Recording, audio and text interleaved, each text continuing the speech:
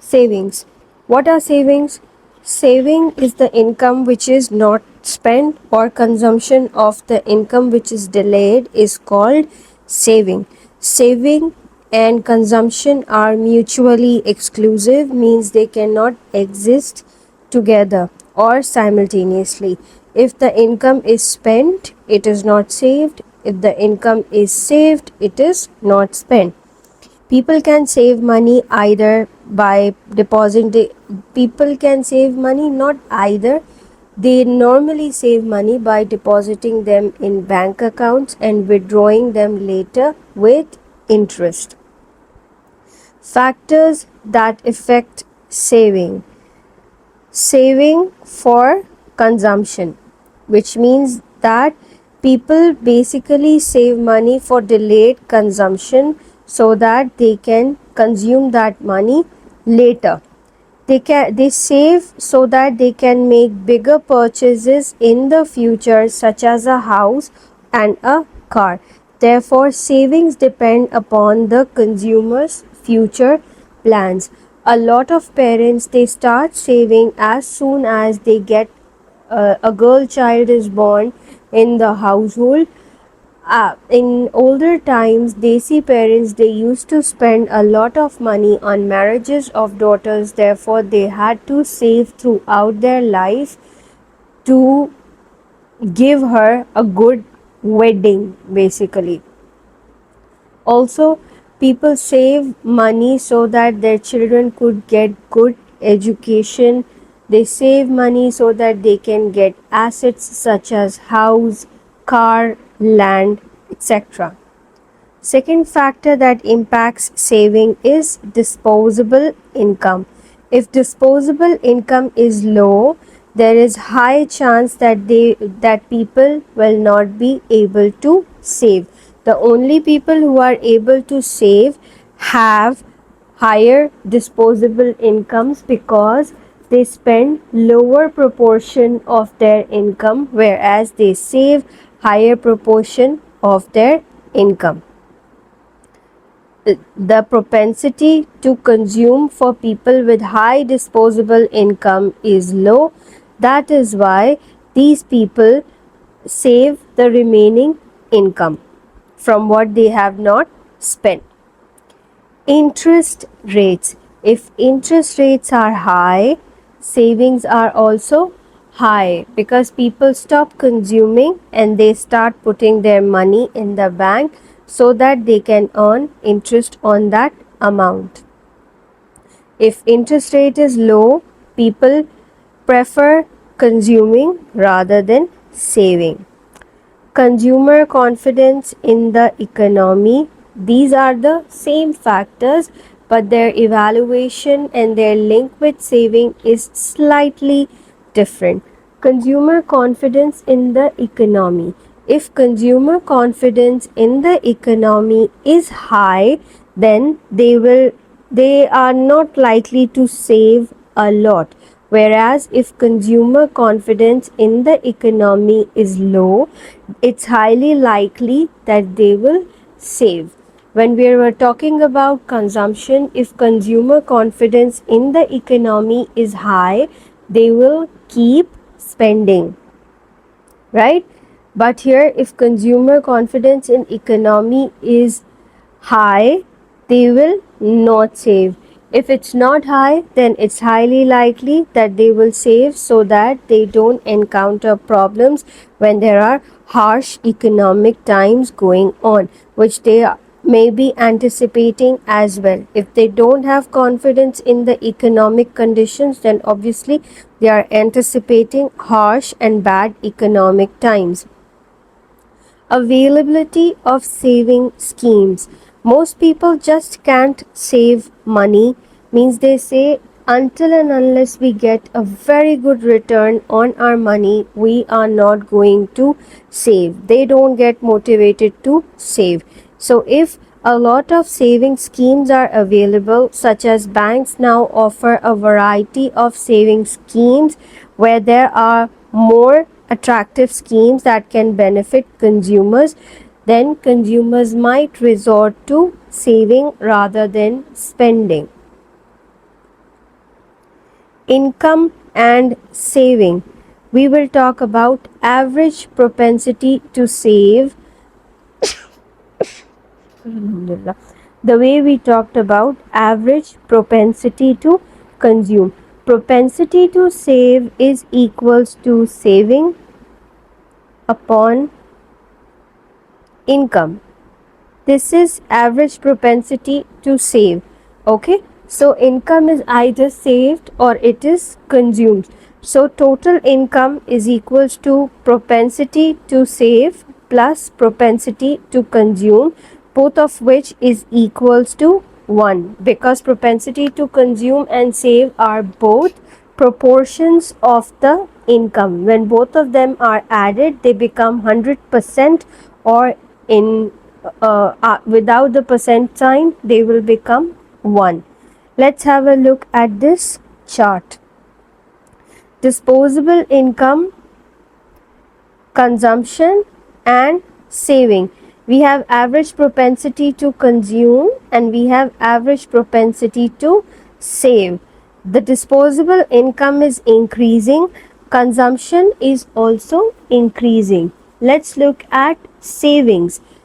If the income average propensity to consume is 1.2, it means that there is this saving going on, or people have borrowed money to spend it, of course, on their necessities, right? So if a propensity to consume is 1.2, means out of 100, 120 are consumed. So average propensity to consume is 1.2. Propensity to save will be minus 0.2, because when both are added, the answer should be 1. Consumption is 200. Propensity to consume is 1. So saving will be 0. Right? Let's hide it for a while.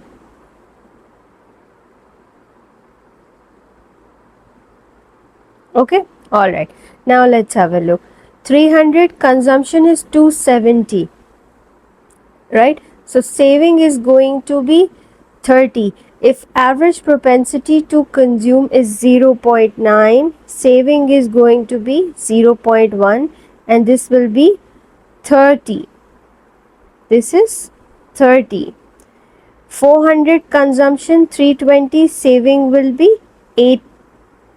Saving is 320. Consumption is 320. Disposable income is 400.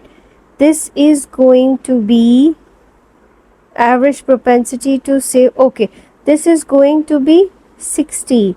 Why 60? Let's have a look. We need to solve it, right? When 320 is consumed, and why not 400? Let's have a look.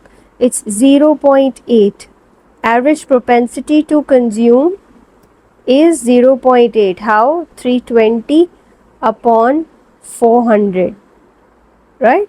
So this gives you 8 upon 10, which is 0.8. If average propensity to consume is 0.8, average propensity to save is going to be 0.2. Why? Income, total income is equals to average propensity to save plus average propensity to consume. Income is 400 is equals to, or sorry, total income will be equal to 1, right? Average propensity to save and average propensity to consume is going to be 1. So this is 1 is equals to a average propensity to save plus 0.8. 1 minus 0.8 gives you 0.2. If this is 0.2, then you will find out 0.2% of the you can find out savings by putting in APS in the formula. Which formula? In this formula. Average propensity to save is equals to savings upon income. Here average propensity to save is 0.2. Savings you don't know. And this is the income, right? 0.2 multiplied by 400 is going to give you 80. This is wrong. This is 80. Right? Okay. Ouch. 20% of 400 is 80. Then we have 500. This is 350. Saving has to be 150. Right? You calculate average propensity to consume and average propensity to save. Now let's have a look at the graph. What does the graph say? The graph shows the relationship between income and saving. How does the graph show it? Let's have a look. Disposable income is not changing. They are just telling you how saving is increasing. Saving started from minus 0.2 and it started increasing. So this is the saving. It has started increasing, right? It's starting from negative because average propensity to save or saving is starting from minus 20. This is the point where saving is 0, where saving is touching disposable income, right? Saving is touching disposable income. All right. Then we have, before switching to borrowing, let's see if I have missed out anything. No, I have not missed out anything. Influences on saving.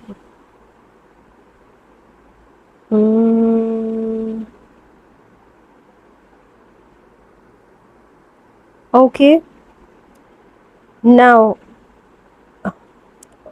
I have missed out on something here, which is influences on saving. Influences on saving. Among influences on saving, we have income, right? Influences on saving. Number 1, income.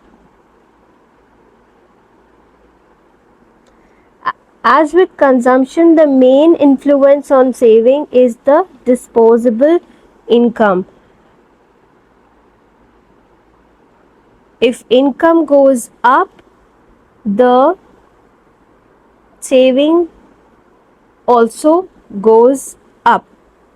Saving ratio increases, which is the proportion of household disposable income that is saved. I have covered a few factors here, which is income, interest rate, consumer confidence. However, there are certain factors that are still left and we need to cover them. Let's cover them. Second one is wealth. Wealth, as I explained earlier, is asset, is related with asset. Wealthier people save more. Again, because saving ratio increases and they have more that they can save. Then we have tax treatment of savings. If savings are taxed, people don't want to save. If savings are not taxed and they are tax free, they are exempt from taxation, people want to save more. Then we have age structure. Older people save more, younger people save less. Young and old tend to save less than middle-aged people Old, especially the very old, draw on their savings to ensure a reasonable living standard during retirement, which means they use up their savings instead of trying to save more because their income is already limited. Then we have social attitudes towards savings. The attitude to saving varies between countries. In some, it is held in high esteem, which means that people are encouraged to save and those who save are held in high regards, while in other countries, people prefer to spend most of their income when they receive it. It's the cultural factor, it's the cultural aspect, or it's the influence of culture on people's behaviors. Okay, all right. Now let's have a look at we have already seen this. I want you to complete a table which I am going to add here, right? I'm moving ahead, but when you look at the notes, you will find the table here and you will have to complete this table. Okay, now let's move to borrowing. What are borrowings and why borrow? Borrowing moves income from people who do not want to spend it now to those who need the money to more than them to spend currently. For example, poor people need money more than what they earn and then they borrow money from somebody.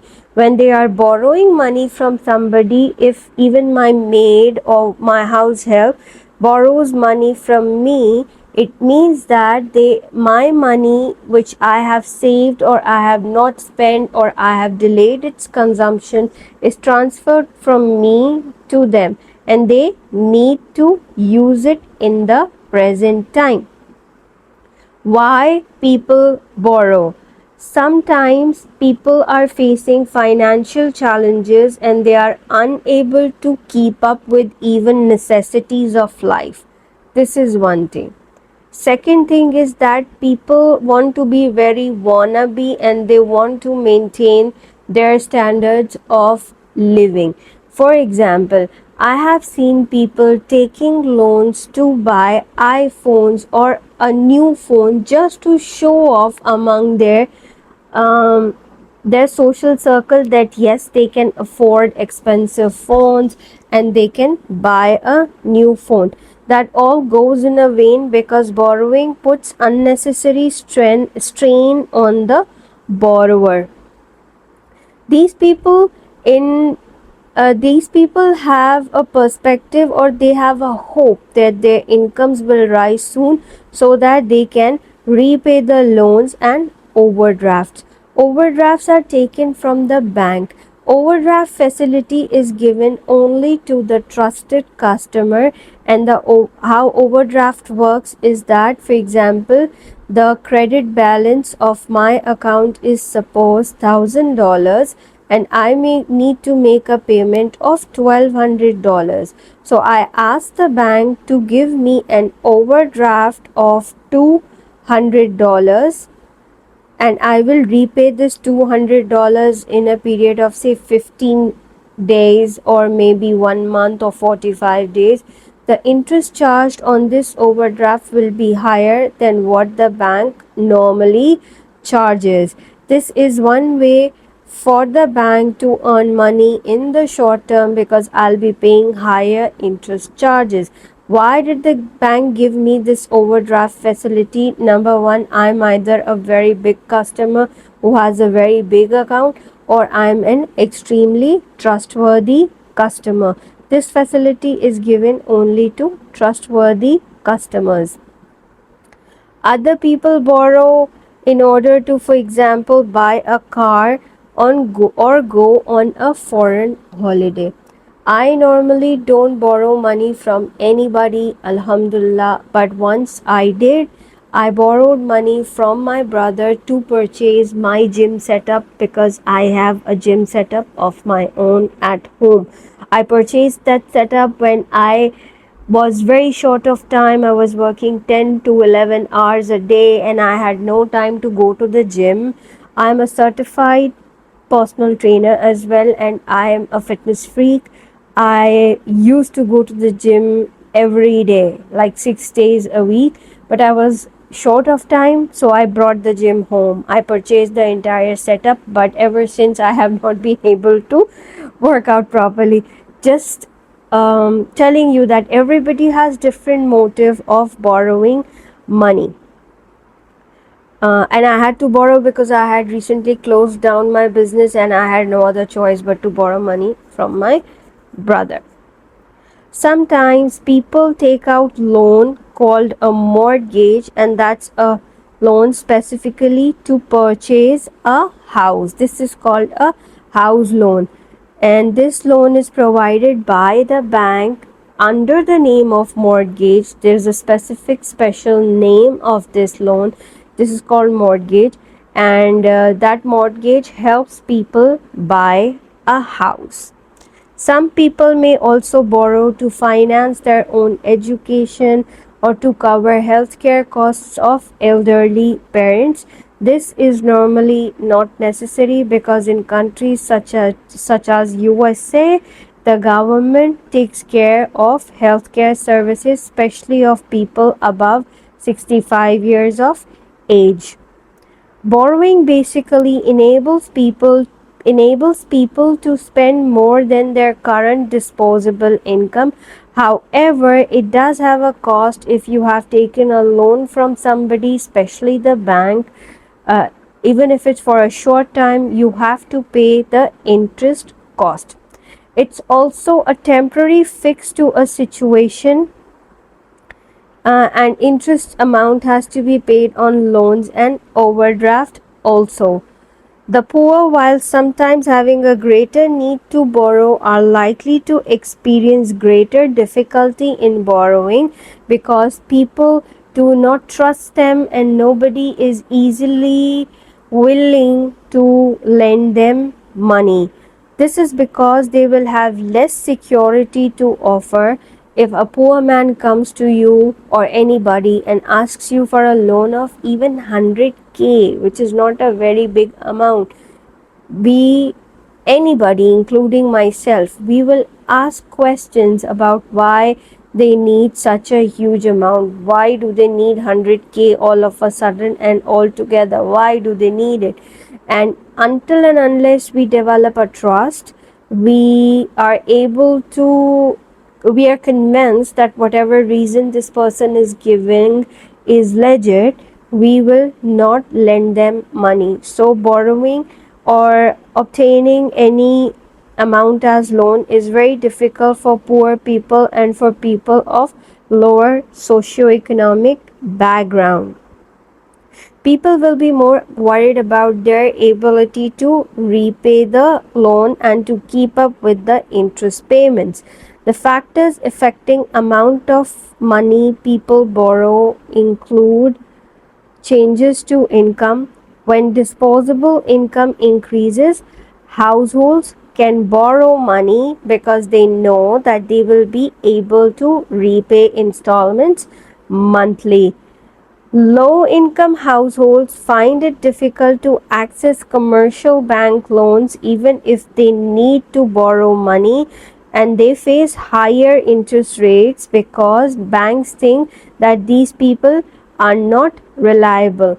Also, poor household or low income households are not even confident that they would be able to repay the money. Medium income households will increase borrowing as income rises because they would want to spend more than what they can afford in order to maintain or improve their standard of living, because they know that using their income they would be able to repay the loans. High income households often receive preferential interest rates.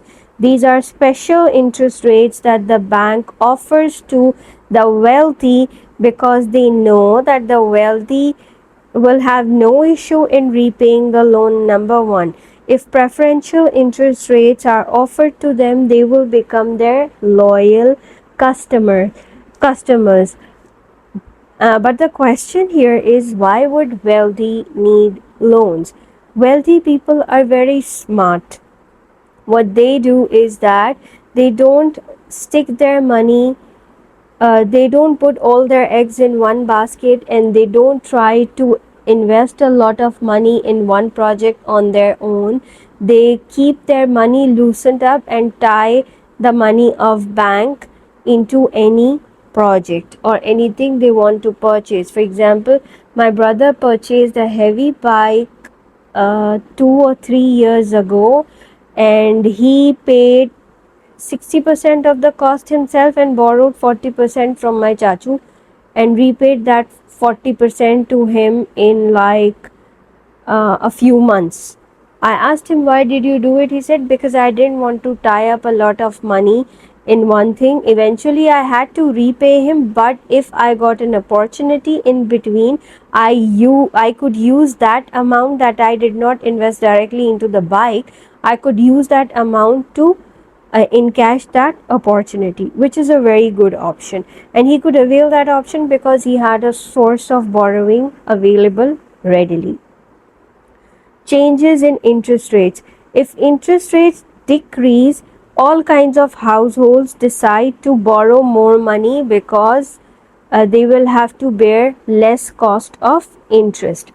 There will likely be an increase in personal loans to fund travel, to buy a car or a home if interest rates are low.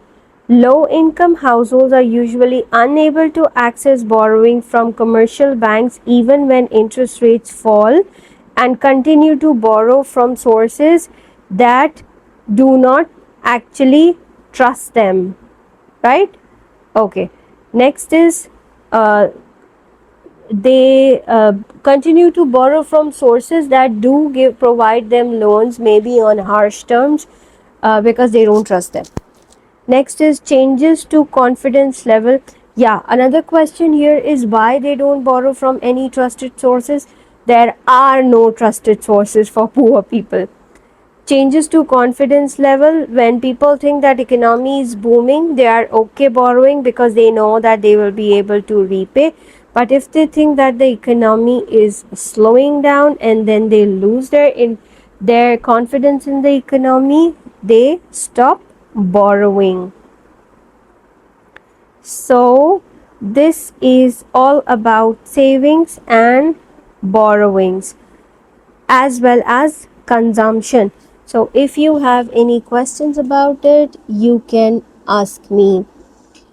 I think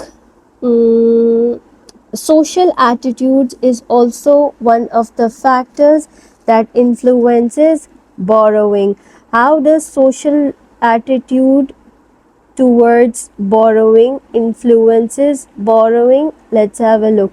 Social attitude means in some countries and some groups within countries are more concerned about the risks of people getting into debt by borrowing than others. For example, in Islam, borrowing is not encouraged. We are encouraged to spend our own money and to not have a lifestyle that we cannot fund ourselves. If you noticed, the factors that influence borrowing, saving, and consumption are all almost the same, but they all can be interpreted in a different way. Now I'm including the table in the notes, and you have to complete that table.